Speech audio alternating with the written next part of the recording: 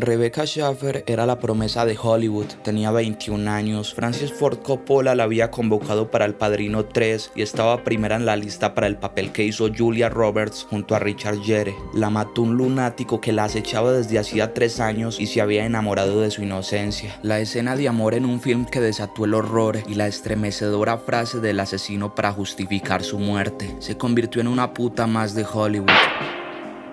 Su muerte comenzó a escribirse en la hoja de ruta de su vida, el mismo día en que decidió que, en vez de rabina, sería actriz. Tenía entonces 14 años. Rebecca Lucille Schiffer había nacido en Eugene, Oregón, Estados Unidos, el 6 de noviembre de 1967. Era la única hija del psicólogo infantil Benson Schiffer y de la escritora Dana Schiffer. Se crió en Portland, Oregón, donde asistió al Lincoln High School. De chica decía que quería ser rabina, pero fue en una obra escolar que descubrió que, en realidad, su deseo profundo era convertirse en actriz. Su 1,60 m y su belleza un poco exótica le otorgaban un excelente pasaporte al mundo de las celebridades y la publicidad. Tenía 16 años cuando se instaló en Nueva York para asistir a la escuela profesional de Manhattan para jóvenes que querían ser actrices y modelos. Compartía cuarto con 6 chicas más y rápidamente se ganó fama de ser agradable y responsable. Rebecca enseguida consiguió contratos, viajó a Japón como modelo, posó para compañías publicitarias y debutó como actriz con una taquillera novela de la cadena ABC llamada Una vida para vivir. La joven parecía imparable, hasta convenció al célebre Woody Allen para que le diera un papel en Días de Radio. En Nueva York, Rebecca se sentía feliz y notaba que progresaba. Fue por ese tiempo que la aprobaron para el papel de Patty Russell en la comedia Mi hermana Sam. Quedó seleccionada y tuvo que mudarse a Los Ángeles, donde estaban los estudios. Tenía ahí 18 años.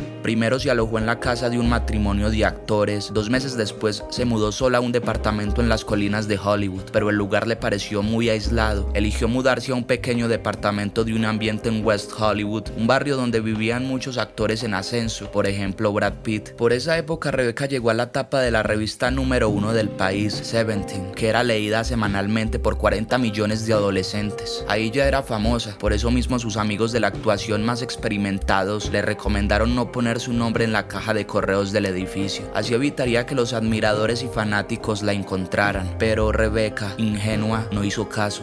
Su profesión siguió escalando. Hizo la película Escenas de la lucha de sexos en Beverly Hills y El fin de la inocencia. En unas citas ciegas conoció a un estudiante de cine, Brad Silberling, de 23 años, que la encandiló. Empezaron a salir. Con los años él se convertiría en un exitoso director de cine, pero esta parte de la historia no tendrá ya a Rebecca como testigo. Compartió también pantalla con Burt Lancaster en la película Viaje al terror, la historia de Achille Lauro, y fue invitada por Francis Ford Coppola a participar en el casting del Padrino 3. Le ofrecía el papel que querían todas las jóvenes actrices, ser Mary, la hija de Don Corleone, que era interpretado por Al Pacino. Justamente ese texto era el que estaba esperando esa mañana cuando la muerte, enmascarada en las manos de un desequilibrado mental, le tocó el timbre. Rebecca había conquistado Hollywood en poco tiempo, pero ella no perdió la humildad. Era una promesa de la pantalla. Los que planeaban filmar Mujer Bonita estaban pensando en ella. La veían ideal para encarnar a la protagonista. En la lista de posibles actrices de los productores figuraba antes que Julia Roberts. Hacerse conocida fue una conquista natural para Rebecca, pero al mismo tiempo fue su sentencia de muerte. Entre sus fans se había colado un desequilibrado mental, un lunático obsesivo llamado Robert John Bardo, de 19 años, que la empezó a perseguir maniáticamente, algo que llevó a cabo durante 3 años.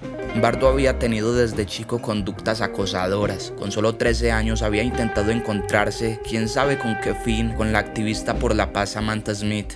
Samantha era una niña de 10 años que se había hecho famosa por haber escrito una carta pidiendo la paz mundial en plena Guerra Fría al secretario general del Partido Comunista, quien la invitó a Rusia. Bardo fue hasta el estado de Maine para buscarla, pero la policía lo encontró antes. Terminó internado en un psiquiátrico. Samantha murió en 1985 en un accidente de avión a los 13 años. Bardo en 1986 cambió la mira de su mente perturbada y se enfocó en la actriz de la tira Mi hermana Sam, Rebecca Schiffer. Él mismo lo recordó tiempo después de la siguiente manera: ella llegó a mi vida en el momento adecuado. Era brillante, bonita, extravagante. Su inocencia me impresionó. Se convirtió en una diosa para mí, un ídolo. Desde entonces me convertí en ateo y solo la adoraba a ella. En su dormitorio, Bardo montó un santuario dedicado a Rebecca y decidió mandarle al trabajo una carta como admirador, unas cuantas palabras inocentes que no delataban la espantosa revolución que anidaba en su cabeza. Le respondió el asistente de Rebecca, como a cualquier otro admirador, con una foto autografiada de la actriz. Bardo lo malinterpretó y creyó que esa respuesta era una prueba de amor. Le siguió escribiendo, aunque ya no habría respuestas. En 1987, Bardo viajó desde su ciudad Tucson, en Arizona, a Los Ángeles. Quería encontrarse con Rebecca como fuera. Compró un oso de peluche de 1,5 metros de alto y un ramo de flores y fue al set de filmación de la serie Mi hermana Sam en los estudios de la Warner Bros. El guardia de seguridad no le permitió pasar. Bardo se fue enojadísimo y las frustraciones acrecentaban su rabia. Jack Egger, jefe de seguridad de los estudios, dijo tiempo después del crimen que Bardo era terriblemente insistente. Quería entrar, decía, tengo que verla un minuto. La peluquera y la estilista de la serie le decían a Rebecca que no debía contestar las cartas ni abrir los regalos de los fanáticos, pero que por su juventud Rebecca era un poco ingenua. Un mes después de ser rebotado en la entrada del set, Bardo volvió a viajar a Los Ángeles. Esta vez llevaba un cuchillo que se había comprado. La seguridad fue infranqueable, tuvo que volver a su casa y por unos meses dejó de lado el tema Rebecca y se concentró en sus otras obsesiones, las cantantes Madonna y Debbie Gibson y la actriz Diane Cannon. Pero su fijación con la actriz Schaffer recrudeció cuando Bardo vio en 1989 la película Escenas de la lucha de sexos en Beverly Hills. En la comedia había una escena de amor protagonizada por Rebecca. Se volvió loco, sentía que era suya y que había perdido su inocencia para convertirse en una puta más de Hollywood. Eso diría Bardo para justificarse luego del crimen. Enfurecido decidió que la inmoralidad de Rebecca debía ser castigada. En una tienda de Tucson intentó comprar una pistola, pero fracasó porque el dueño de la armería detectó que el joven tenía algún problema mental. Bardo, luego de muchas preguntas, admitió que había estado internado por problemas psiquiátricos. No le vendieron el arma. Entonces le pidió a su hermano mayor, Edward, que le comprara una 357 Magnum. Edward lo hizo y le exigió que solo la usara cuando estuvieran juntos. Pero esa no era la idea del menor de los Bardo. Por el contrario, buscó a un detective privado de Tucson. Anthony Sincus le pagó $250 para que le averiguara dónde vivía realmente Rebecca en la ciudad de Los Ángeles. Sincus encontró su dirección de forma totalmente legal a través de los registros del Departamento de Vehículos Motorizados de California. Consiguió la matrícula del auto de Rebecca y luego la dirección postal asociada a ese coche. Y así fue que Bardo ya tenía la dirección exacta. Viajó por tercera vez desde Arizona a Los Ángeles, tomó un ómnibus y llegó a la ciudad a las 5 de la mañana del martes 18 de julio de 1989, el día que se convertiría en un asesino. Vestido con una remera amarilla, se presentó en la dirección que le había conseguido el detective, en el número 120 de Anneswater Avenue, en West Hollywood, Los Ángeles. Llevaba con él una gran carpeta con fotos de Rebecca, el libro El guardián entre el centeno del director J.D. Salinger, el mismo que había llevado Chapman cuando mató a John Lennon 9 años antes, y en un sobre de papel marrón, la pistola. Le preguntó a los vecinos por Rebecca para asegurarse de estar en el lugar correcto. Cuando estuvo seguro, traspasó la pequeña arcada del edificio estilo Tudor y, parado frente a la puerta de vidrio, tocó el timbre de la unidad 4. Lamentablemente, el portero eléctrico no andaba bien, así que Rebecca, que estaba esperando la llegada del texto que debía preparar para la audición más importante de su vida, terminó bajando hasta la puerta de la entrada de su edificio. Allí estaba Bardo, su fanático admirador.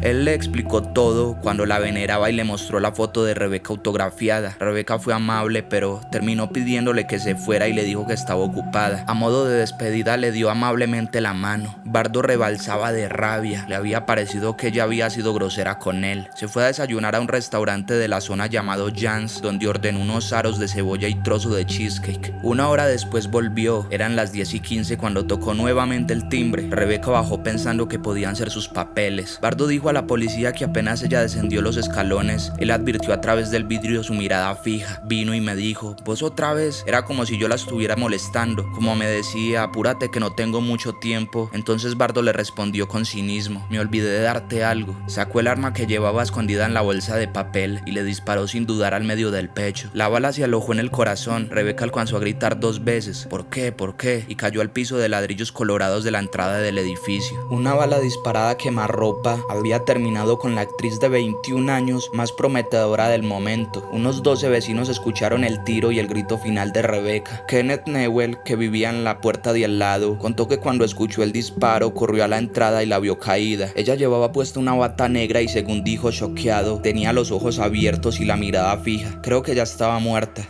Llamaron a los paramédicos y Rebecca fue trasladada al Cedars-Sinai Medical Center, donde fue declarada muerta. Ese mediodía, cuando el teléfono de los Schiffer en Portland sonó, Dana dejó que el contestador automático respondiera. Estaba ocupada escribiendo. Unos minutos después fue a chequear la grabación. Era un mensaje de Tom Noonan, un ejecutivo de la cadena ABC, amigo de Rebecca, que le pedía que lo llamara. Dana pensó que estarían planeando algún festejo y lo llamó relajada, pero Tom le dio la peor noticia de su vida. Señora Schiffer, tengo terribles noticias. Esta mañana le dispararon a Rebecca y está muerta. Temblaba como una hoja. Dana llamó al hospital, pero no logró que le dijeran mucho. Solo le admitieron que había sido ingresada una joven herida de bala, pero que había muerto. Dana sabe por su cuenta telefónica el momento exacto en el que se paró su mundo y le informaron la muerte de su hija. Las 2:15 del mediodía. Habían pasado solo 2 horas desde el crimen. Solo 2 horas la separaban de la felicidad que había tenido. Solo deseaba volver el tiempo atrás. Benson, su marido, llegó a casa desde el trabajo en un auto manejado por un amigo. Deseaba que al llegar su mujer le dijera que todo era un terrible malentendido, que Rebecca estaba bien, pero la frase con la que lo recibió su mujer fue contundente y desgarradora. Es verdad, es verdad. 1 hora después estaban a bordo de un avión rumbo a Los Ángeles. Encontrar a Bardo no fue un problema. Uno de sus amigos lo incriminó y contó a la policía que Bardo llevaba mucho tiempo obsesionado con Rebecca, pero dijo algo más, que tenía pensado lastimarla. El asesino, que había huido y regresado a Tucson, fue arrestado al día siguiente. Lo detuvieron mientras caminaba como un loco entre el tráfico. Confesó el crimen sin titubeos. En su bolsillo tenía una foto de Rebecca. La fiscal Marcia Clark fue quien llevó la acusación adelante en el juicio en 1991. Cuando se reunió con la familia de Rebecca, Marcia esperaba a su primer hijo y contó que intentó disimular el embarazo por la pena que le daban esos padres. Les prometió que lucharía con todas sus fuerzas para que hubiera justicia. La misma Marcia, años después, se hizo famosa por su desempeño y dureza en el juicio a O.J. Simpson. El asesinato de Rebecca conmocionó al país y a la comunidad de actores. Parecía que nadie había dado real importancia al peligro que implican los acosadores. Bardo, para evitar la pena de muerte, renunció a un juicio conjurado.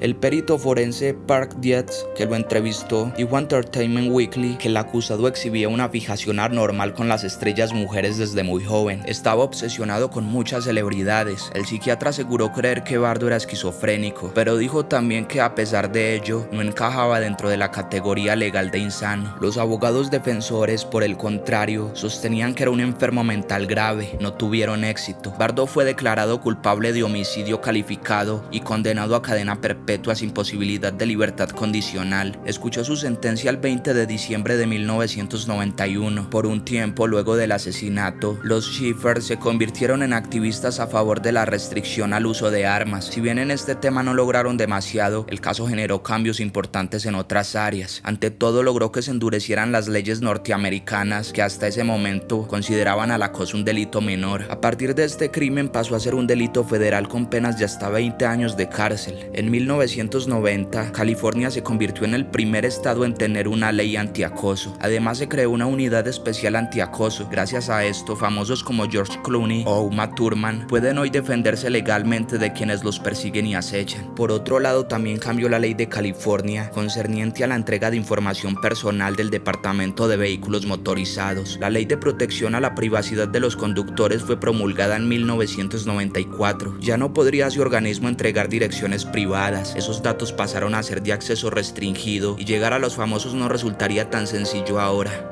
Y dime, ¿qué opinas acerca de este caso? ¿Conocías a esta actriz? Déjame saber tu opinión en los comentarios. También deja tu like, suscríbete y comparte el video si te gustó. Sin más, me despido y hasta la próxima.